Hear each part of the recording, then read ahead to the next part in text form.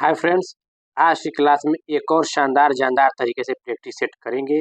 इससे पहले part 1, part 2, part 3 के नाम से प्रैक्टिस सेट हम कराए हुए हैं। आप जाकर प्लेलिस्ट में देख सकते हैं। हिंदी साहित्य का प्रीवियस ईयर का क्वेश्चन आंसर बस सिर्फ उठाते हैं दोस्तों। बहुत ही शानदार तरीके से ये भी पार्ट 4 करेंगे। ठीक है दोस्तों, देरी नहीं करते हैं, स्टार्ट करते हैं। देखिए, कलि कुलिस जीव निस्तार हित वाल्मीकि तुलसी भयो उक्ति किस कवि द्वारा रचित गई है? तो ऑप्शन नंबर क्या नरहरि बाराहट द्वारा, या ऑप्शन नंबर बी ईश्वर दास द्वारा, या ऑप्शन नंबर सी अग्रदास द्वारा, या ऑप्शन नंबर डी नाभादास द्वारा। तो हम लोग ऑप्शन नंबर डी को लॉक करेंगे। कलि कुलिस जीव निस्तार हित वाल्मीकि तुलसी भयो युक्ति के कवि कौन है दोस्तों? तो ये है नाभादास द्वारा। दोस्तों, नाभादास द्वारा रचित जो है ये नाभादास, ये किसके मतलब क्या थे, शिष्य थे? तो स्वामी अग्रदास के ये शिष्य थे। कई बार क्वेश्चन ये भी पूछ सकता है कि नाभिदास किसके शिष्य थे या इनके गुरु का नाम क्या है? तो नाभादास जी के गुरु का नाम क्या है? स्वामी अग्रदास। इनकी प्रमुख कृतियां कौन सी हैं? तो नाभादास की प्रमुख कृतियां भक्तमाल और अष्टयाम है। किसकी है? नाभादास की कृति का क्या नाम है? इम्पोर्टेंट है दोस्तों, बहुत महत्वपूर्ण है।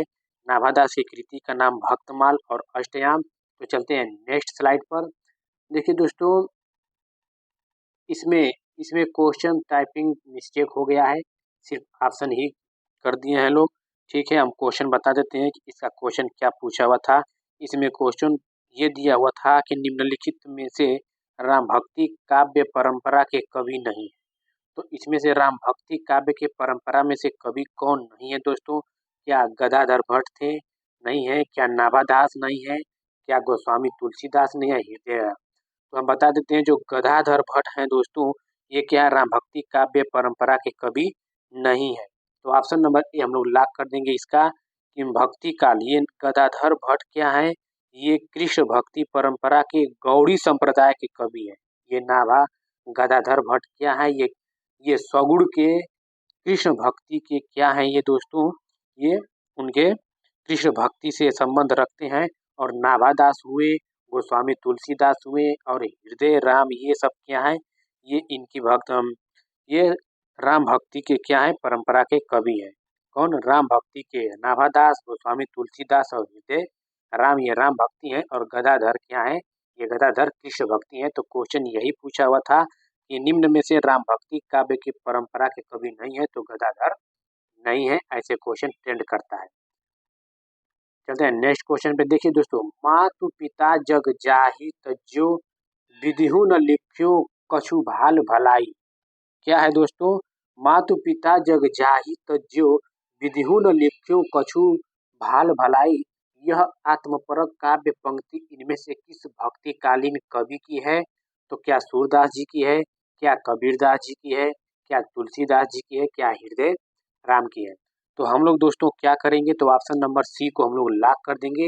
ये पंक्ति किसकी है? ये पंक्ति तुलसीदास जी की है। मातु पिता जग जाहि तज्जो विधिहु न लिख्यो कछु भाल भलाई। यह पंक्ति किसकी है? तुलसीदास जी की है। ये यूपीपीएससी लेक्चर 2020 में क्वेश्चन आया हुआ था, ट्रेंड किया हुआ था। पीजीटी में भी 2001 पीजीटी में पूछा हुआ है क्वेश्चन। तो दोस्तों, तो ये क्या है? सूरदास जी क्या है दोस्तों? सूरदास ये सगुण काव्यधारा के कृष्ण भक्ति हैं। तुलसीदास राम भक्ति है। और कबीरदास जो है दोस्तों, वो निर्गुण के संत काव्य हैं। और हृदय राम किससे संबंधित रखते हैं? तो ये राम भक्ति से। तो आई होप दोस्तों क्वेश्चन आप लोग को समझ में आ रहा होगा। ठीक है दोस्तों, तो इस क्वेश्चन का क्या पूछा था? इस मातु पिता जग जाहि तज्जो विधिहु न लिखो कछु भाल भलाई, इनके किस कवि हैं? तो ये तुलसीदास द्वारा रचित गई। दोस्तों चलते हैं नेक्स्ट क्वेश्चन पे। देखिए दोस्तों, कुछ इंपॉर्टेंट फैक्ट हम लोग देख लेते हैं। यहाँ से क्वेश्चन बहुत ट्रेंड करेगा दोस्तों, देखिएगा। तुलसीदास का बचपन घोर दरिद्रता एवं असहाय अवस्था में बीता था। उन्होंने लिखा है, देखिए, माता पिता ने दुनिया में पैदा करके मुझे त्याग दिया। विधाता ने मेरे भाल या भाग्य में कोई भलाई नहीं लिखी। तो ये किसके विषय में कहा गया है? तो तुलसीदास का बचपन ये उन्होंने लिखा है। ये माता पिता, ये पंक्ति छोटी सी दे देगी। ये कहा है में से किस कवि द्वारा लिखी गई है या बोली गई है? तो तुलसीदास जी द्वारा। देखिए, तुलसीदास जी का जन्म 1532 ईस्वी में होता है। और मृत्यु 1623 ईस्वी में। तुलसी जी के माता पिता का नाम क्या था? हुलसी एवं आत्माराम दुबे। इनकी पत्नी का नाम रत्नावली था। किनकी पत्नी का? तुलसीदास जी की पत्नी का नाम रत्नावली। तथा इनके शिक्षा गुरु कौन थे? शेष सनातन थे। कौन थे शिक्षा गुरु का नाम इनका? शेष सनातन थे। और नाभादास ने तुलसीदास को कलिकाल का वाल्मीकि तथा अमृतलाल नागर ने मानस का हंस कहा है। ये भी इम्पोर्टेंट फैक्ट है दोस्तों। देखिए, किसने तुलसीदास जी को कलिकाल का वाल्मीकि कहा? तो नाभादास ने। किसने तुलसीदास जी को मानस का हंस कहा है? तो अमृतलाल नागर ने। ऐसे क्वेश्चन ट्रेंड करता है दोस्तों। ये भी पूछ सकता है कि वाल्मीकि किसे कहा जाता है? तुलसीदास। मानस का हंस किसे कहा गया? तुलसीदास जी को। ऐसे क्वेश्चन। तो गोस्वामी तुलसीदास द्वारा रचित 12 ग्रंथ प्रमाणित है। कितने? 12 ग्रंथ प्रमाणित माने जाते हैं। कौन कौन है इनकी कृति? देखिए, दोहावली, कवित रामायण जिसे कवितावली भी कहते हैं, गीतावली, रामचरितमानस, रामाज्ञा प्रश्न, विनय पत्रिका, रामलला नायचू, पार्वती मंगल, जानकी मंगल, बरवे रामायण और वैराग्य संदीपनी एवं कृष्ण गीतावली, ये सब इनकी कृति हैं। ये सब तुलसीदास जी की हैं। चलते हैं नेक्स्ट क्वेश्चन पे। देखिए, गोस्वामी तुलसीदास की भक्ति किस प्रकार की है? क्या ऑप्शन नंबर ए सख्य भाव है, या कांत भाव है, या दास्य भाव, या वात्सल्य भाव? तो ऑप्शन नंबर सी को हम लोग लॉक कर देंगे। गोस्वामी तुलसीदास की भक्ति दास्य भाव है। कैसी है? दास्य भाव है दोस्तों। चलते हैं नेक्स्ट क्वेश्चन पे। देखिए, नेक्स्ट क्वेश्चन क्या है दोस्तों? इसको बताने से पहले एक मैं और बता, देखिए यहाँ पे हम लोग क्या पढ़े हैं, जस्ट अभी एक बता दे रहे हैं। देखिए, तुलसीदास क्या है? इनके शिक्षा गुरु कौन है? शेष सनातन। शिक्षा गुरु जब पूछे तो शेष सनातन आप बताएंगे। अगर यही दीक्षा गुरु पूछ दे कि तुलसीदास जी के दीक्षा गुरु कौन है, तो नरहरयानंद। कौन थे? नरहरयानंद थे। इसलिए आपको बता दिए हैं कि कंफ्यूजन न रहे। हमको याद आया है कि हाँ, एक दीक्षा गुरु भी थे, तो आप लोग को बता दें। शिक्षा गुरु शेष सनातन और दीक्षा गुरु जब पूछे तो नरहरयानंद। तो गोस्वामी तुलसीदास की भक्ति किस प्रकार की है? तो दास्य भाव। तो ऑप्शन नंबर हम लोग क्या करेंगे? सी को लॉक कर देंगे। चलते हैं दोस्तों नेक्स्ट क्वेश्चन पे। बहुत ही शानदार जानदार तरीके से दोस्तों प्रैक्टिस सेट करा रहे हैं। अगर आप चैनल के माध्यम से नहीं जुड़े हैं तो प्लीज जुड़ जाइए और बेल आइकन को प्रेस कर दीजिए, जिससे आप लोग के पास सही समय पर नोटिफिकेशन मिलता रहे। और हाँ दोस्तों, थोड़ा लाइक शेयर कमेंट कर दीजिए, जिससे हमें भी मोटिवेट मिलता रहे। तो राम भक्ति काव्य धारा संबंध कभी नहीं है। क्या स्वामी अग्रदास, क्या प्राणचंद्र चौहान, या हृदय राम? तो गदाधर भट्ट हम क्या बताएं, ये किससे संबंधित रखते हैं? तो कृष्ण भक्ति से संबंधित रखते हैं। जस्ट ऊपर हम बताए हैं। चलते हैं नेक्स्ट स्लाइड पे। देखिए, यहाँ पे कुछ इंपॉर्टेंट फैक्ट है दोस्तों। इनकी जो क्या है, हम यहाँ पे ऐड किए हैं कि जो राम भक्ति शाखा के प्रमुख कवि हैं, उनकी रचनाएं हम ऐड करें। तुलसीदास, विष्णुदास, ईश्वरदास, स्वामी अग्रदास, प्राणचंद्र चौहान, हृदय राम, ये सब क्या? ये तुलसीदास के राम भक्ति के हैं दोस्तों, राम भक्त से संबंधित रखते हैं। तो तुलसीदास की रामचरितमानस, विनय पत्रिका, रामाज्ञा प्रश्न, विष्णुदास की रुक्मणी मंगल, स्वर्गारोहण, ईश्वरदास की भरत मिलाप, अंगद पैज, और स्वामी अग्रदास की अष्टयाम, हितोपदेश, उपखाड़ बावनी, प्राणचंद्र चौहान की रामायण महानाटक, हृदय राम की हनुमान नाटक, सुदामा चरित। चलते हैं दोस्तों नेक्स्ट स्लाइड पे। देखिए, बहुत इंपॉर्टेंट है ये। 7 कांड होते हैं, सातों को हम सीरियल वाइज से ऐड किए हुए हैं। आप लोग याद कर लीजिएगा। देखिए, सुंदरकांड रामचरितमानस का कौन सा कांड या सर्ग है?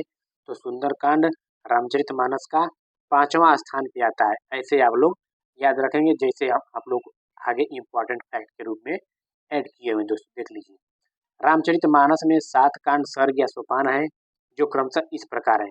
इस प्रकार है, इस प्रकार। देखिए, सीरियल बाद याद करिएगा, जैसे कि नहीं कि पहला बाल कांड याद कर लिए, दूसरा सुंदरकांड, तीसरा किष्किंधा कांड, तो गड़बड़ हो जाएगा।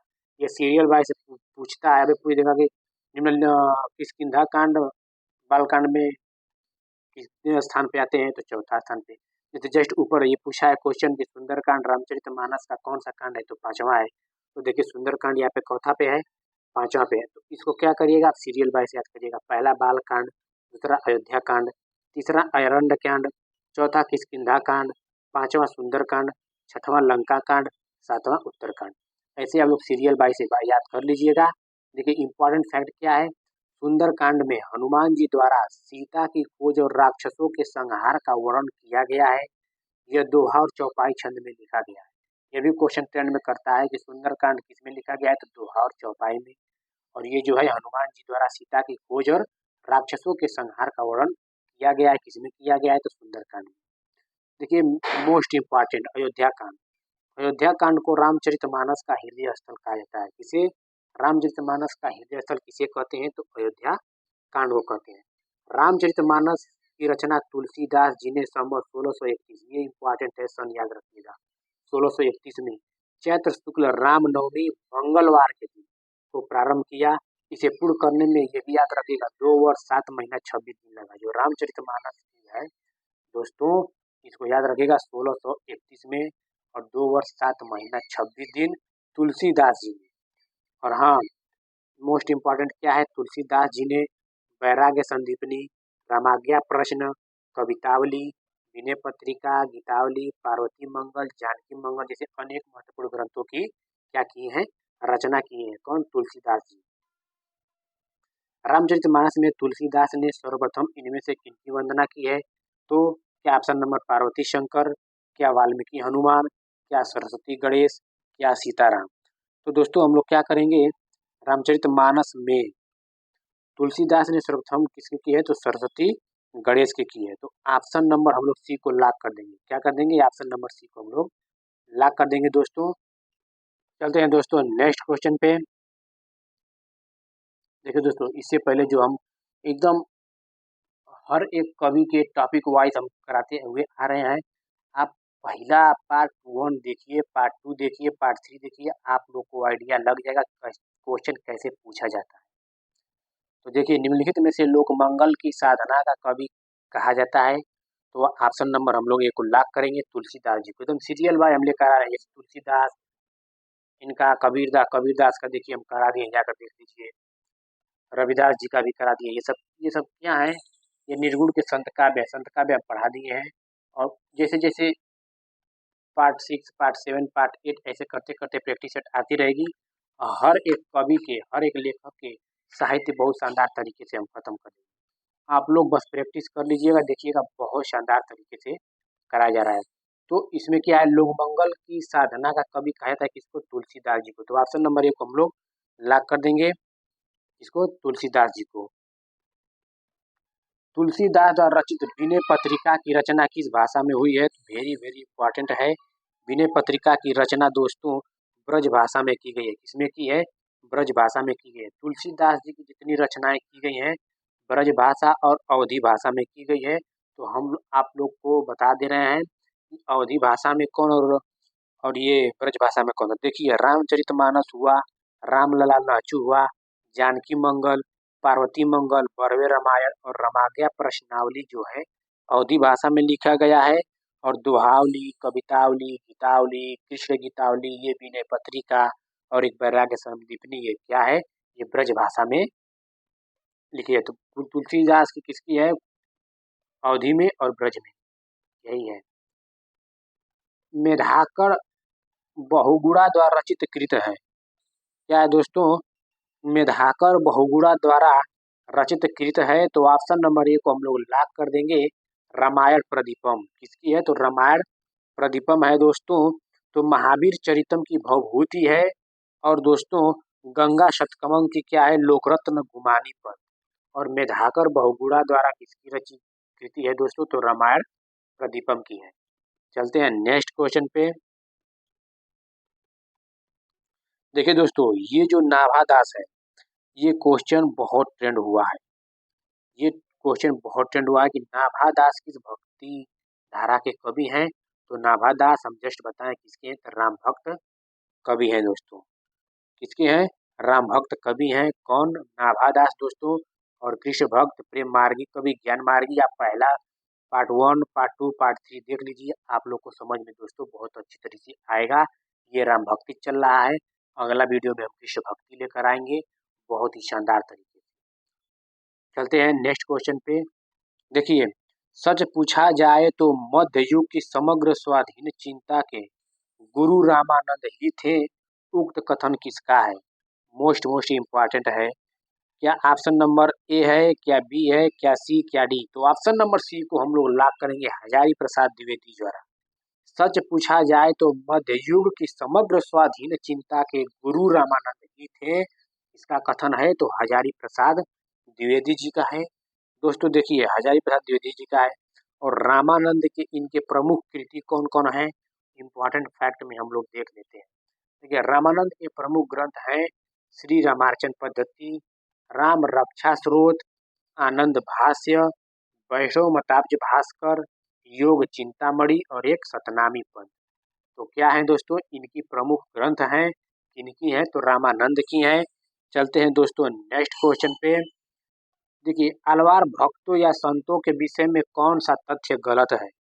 कौन सा तथ्य गलत है? तो देखिए जो ऑप्शन नंबर सी है, ये सभी उच्च वर्ण के थे, बिल्कुल नहीं। इसमें सभी जाति से बिलोंग करते थे, ये सभी उच्च वर्ण से नहीं थे, लेकिन संत होने के कारण इन्हें समान समझा जाता था।